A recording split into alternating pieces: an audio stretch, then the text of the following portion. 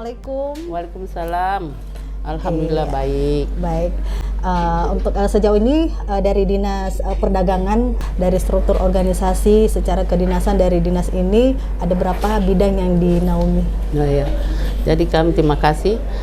Jadi Dinas Perdagangan semenjak ada perubahan nomenklatur itu tahun 2022, tepatnya bulan Desember. Baik. Tadinya kan perdagangan dan Dinas Perdagangan dan Pasar. Ya. Sekarang hanya Dinas Perdagangan. Makanya waktu ada surat anu kan di pasar harusnya cuma Dinas Perdagangan Kabupaten Toli-Toli. Iya. Nah, jadi kita menaungi 1 sekretariat, terus 3 bidang, yaitu bidang perdagangan dalam negeri, bidang perdagangan luar negeri, dan bidang meteorologi. Oh iya.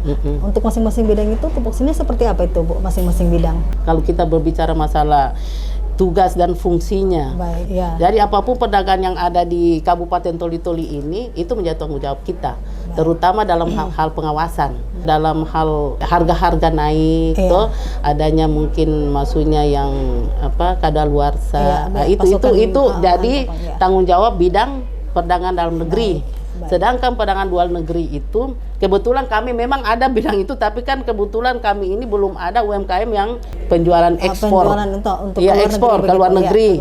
Baik. Ya, tapi ada salah satu anggota dewan katakan ada yang online, tapi sampai sekarang kita belum dapatkan itu. Ya, itu yang untuk luar negeri itu. Sedangkan meteorologi itu dia dalam hal untuk pengukuran timbangan. Alat ukur timbang itu untuk apa itu? Misalnya kalau SPBU, terus perusahaan-perusahaan yang pakai misalnya kelapa sawit juga itu kan ada pabriknya. Nah, itu juga. Tapi itu ada dia punya klasifikasi. Ada yang per tahun, ada yang 5 tahun sekali baru diukur, ada yang per bulan, atau untuk orang yang penjual-penjual di pasar yang menggunakan timbangan, itu kita ukur semua. Iya, baik. Jadi sejauh ini untuk capaian dari Dinas Perdagangan sendiri dari tahun 2021 awal hingga di akhir 2022 itu seperti apa capaiannya? Oh iya. Jadi kalau kita berbicara retribusi kan kita memang di sini ada pemasukan untuk daerah. Yaitu ada target. Kita ada target PAD khususnya untuk pasar. Karena kan kita yang pengelola pasar. Jadi pasar seluruh Kabupaten Toli-Toli yang ada di Kabupaten Toli-Toli ini itu ada retribusinya. Artinya ada kita ambil retribusi pasar di situ. Iya. Berarti retribusi ini langsung ditangani oleh Dinas Perdagangan, tidak melalui Badan Pendapatan lagi, begitu ya, Bu? Kita maksudnya kita yang tarik, nanti kita store ke bank, nanti dia punya langsung dilaporkan ke pendapatan. Iya, baik. Tapi karcisnya yang kita pakai dari pendapatan. Kalau dulu yang tahun 2021-2022 kita yang cetak. Tapi kan itu belum ada Dinas Pendapatan. Baik. Semenjak ada Dinas Pendapatan tahun ini mereka yang membuat karcisnya. Iya, karcisnya tinggal diambil sama mereka. Iya.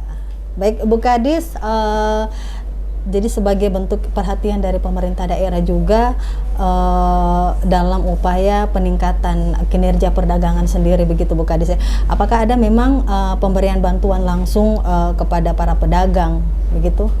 Oh, tidak. Kalau kita di sini tidak. Kita hanya kalau mungkin itu UMKM, kalau khusus kita perdagangan tidak ada bantuan langsung. Oh, begitu. Dan belum ada juga kita semenjak dari tahun 2020 Covid itu belum ada bantuan dari pusat.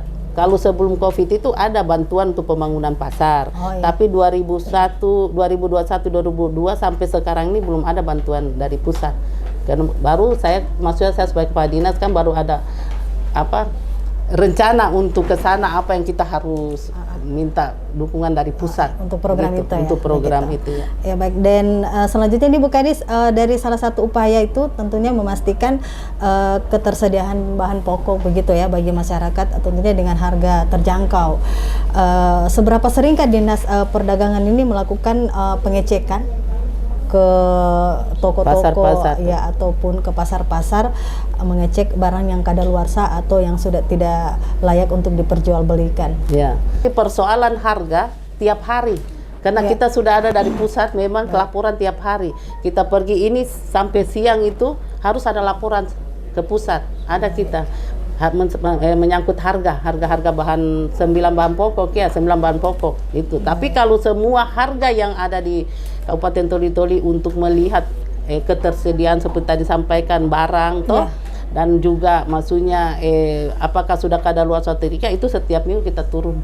Ya, berarti untuk mengecek itu ya, mengecek langsung di lapangan apakah memang barangnya sudah tidak layak untuk diperjualbelikan. Itu kita suruh memang kalau memang karena ada aturannya. Maksudnya ada aturannya, kalau mereka menjual yang sudah kadaluarsa itu resikonya tinggi, disita. Risiko seperti apa itu? Mungkin disita barangnya, baru orangnya juga kan maksudnya bisa ini. Cuma untuk sementara kami ini baru kasih pembinaan kepada mereka. Tapi dan pembinaan itu rata-rata mereka sudah paham semua dan mereka tidak berani jual.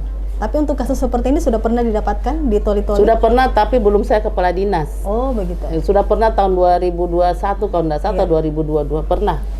Sudah pernah, karena saya juga baca kena saya tahu ada. Dinas Perdagangan sudah dapatkan. Dan mulai itu tidak berani lagi mereka jual yang sudah kadaluarsa. Yang sudah kadaluarsa tentunya tidak tidak layak untuk itu. Baik. Baik. Dan selanjutnya Ibu Kadis, bagaimana memaksimalkan potensi pendapatan asli daerah ini, tentunya yang bersumber dari perdagangan dan pengelolaan pasar. Untuk pasar yang ada di Kabupaten Toli-Toli ini yang hanya mencapai target itu hanya Susumbolan. Makanya saya berusaha, maksudnya tahun ini mungkin ada lagi satu mengikut. Dengan target yang ada sama kita 500 kalau untuk pasar 475 juta.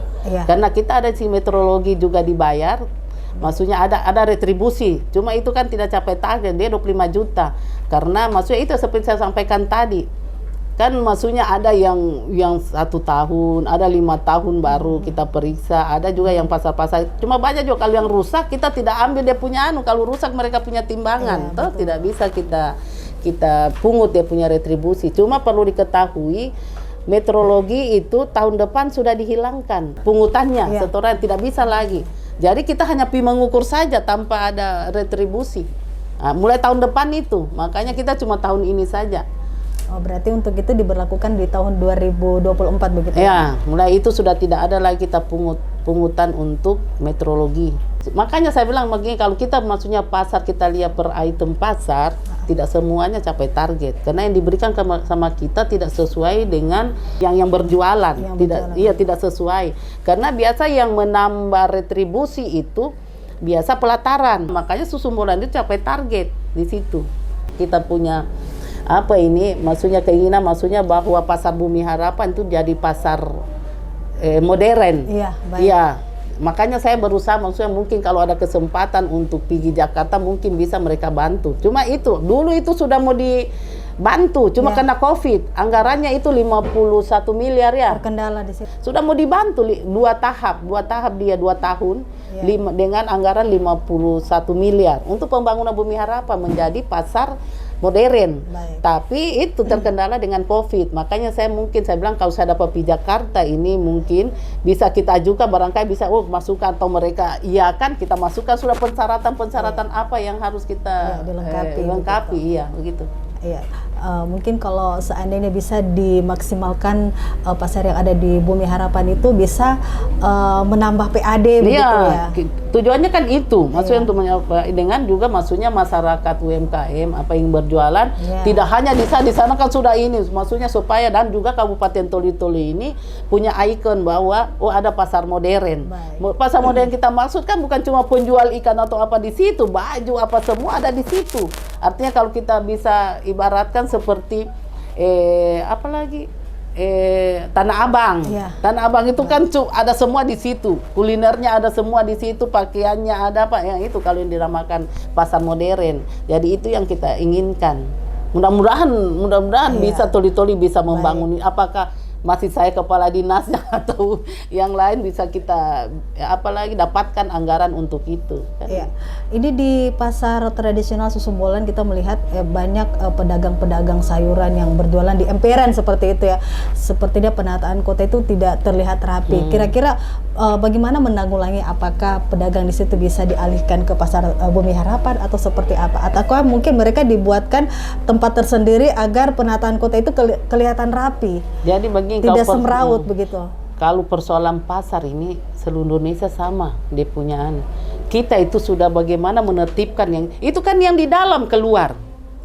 Padahal sebenarnya kalau mereka tetap saja di dalam itu, pembeli akan cari mereka. Ini kan persoalan orang mau mencari barang itu, tapi mereka itu keluar.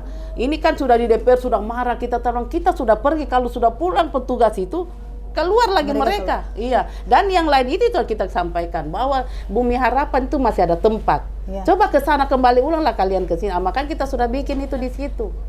Karena sangat berarti kalau dalam daerah itu kita punya perusahaan-perusahaan yang karena akan merekrut tenaga kerja.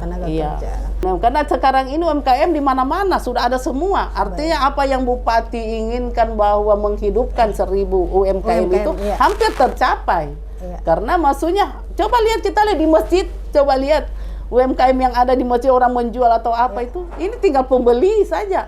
Tapi UMKM itu, tapi kita berharap UMKM-nya akan maju begitu. Ya, seiring berjalannya waktu. Iya, seiring berjalannya waktu, kita berharap sekali. Kan kita ketahui bersama kan dana DAU ini terbagi sekarang ini kan tidak maksudnya cuma ada berapa dinas. Karena itu bukan daerah yang tentukan, pusat kan yang tentukan itu anggaran sekian, sehingga untuk dinas-dinas yang selain dari 8 dinas yang dikasih, berapa dinas itu yang dikasih itu kan pembagiannya kecil ke dinas yang lain ini yang bukan prioritas pusat. Nah, itu makanya saya ke depan berharap bahwa ada perbaikan sarana prasarana pasar-pasar untuk meningkatkan retribusi pasar, pendapatan asli karena kita daerah, retribusi pasar untuk meningkatkan realisasi daripada target yang sudah diberikan ke kami.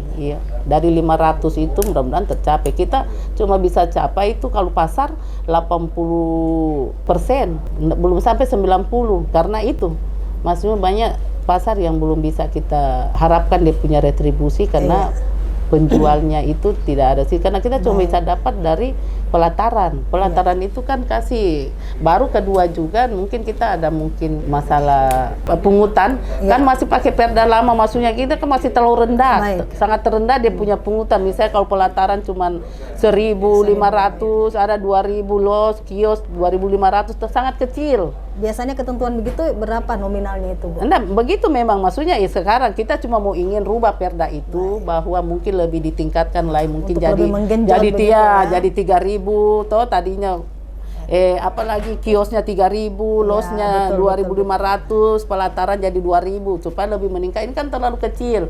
Begitu, tapi kita melihat momen itu karena kasihan masyarakat sekarang kan maksudnya lagi sikonnya situasi kondisi. Kalau itu sudah memungkinkan kita akan gitu. Baik, tentunya ini diharapkan kolaborasi begitu antara Pemda dengan Dinas Perdagangan untuk lebih mengoptimalkan pengelolaan pasar di Kabupaten Toli.